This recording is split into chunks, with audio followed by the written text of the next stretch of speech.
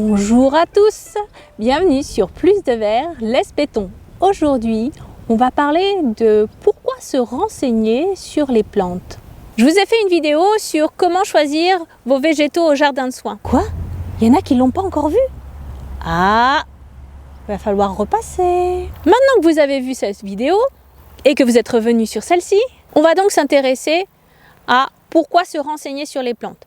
Tout d'abord, par rapport au niveau de la sécurité. C'est intéressant de savoir quelle plante est très toxique ou moins toxique, de quelle manière elle pourrait être dangereuse et surtout en quelle quantité elle devient dangereuse. Parce que des fois, il y a des plantes qui sont notées comme toxiques, mais concrètement, il y a des plantes aussi qui doivent être manger dans des quantités quand même énormes pour vraiment que ça devienne toxique.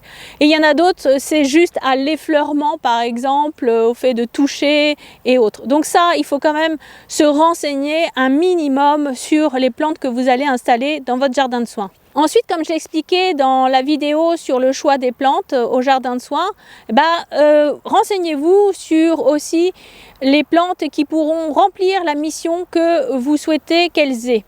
À savoir brise-vue, brise-vent, couvre-sol, nourricière, peu importe la mission que vous allez donner à cette plante, renseignez-vous de sorte de savoir si elle peut remplir cette mission. Enfin, l'intérêt principal pour se renseigner sur les plantes, c'est, à mon sens, c'est de comprendre tout le potentiel qu'elle peut avoir en termes d'activité. Je veux dire par là, plus vous allez en savoir sur la plante, plus vous allez voir tout ce qui est faisable avec elle. Et donc de là, vous allez pouvoir imaginer de nouvelles activités d'hortithérapie. Bien souvent, on ignore tout le potentiel qu'il y a à travers une seule plante. Et une seule plante peut générer plusieurs activités connexes au jardin de soins. Plus vous allez vous renseigner sur le potentiel de chaque plante, plus vous allez augmenter l'éventail des possibles. Une plante pourra générer plusieurs activités connexes, activités d'hortithérapie. Et croyez-moi, on ignore énormément de choses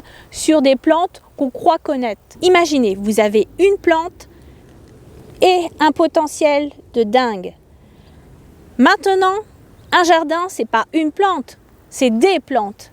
Eh bien, on multiplie, on fait puissance 10, puissance 20, puissance je ne sais pas combien. En tout cas, vous multipliez, décuplez la puissance qu'aura le jardin sur la santé et le bien-être des patients. De plus, s'intéresser à la plante, c'est aussi assouvir le désir qu'ont certaines personnes d'apprendre sur les plantes, d'apprendre de manière générale. Ça permet également d'être plus créatif. Voilà, j'espère que cette vidéo vous aura donné envie d'en savoir davantage sur les plantes que vous allez pouvoir mettre dans vos jardins de soins. Je vous dis à très vite sur Plus de Verre, laisse béton et d'ici là, prenez soin de vous.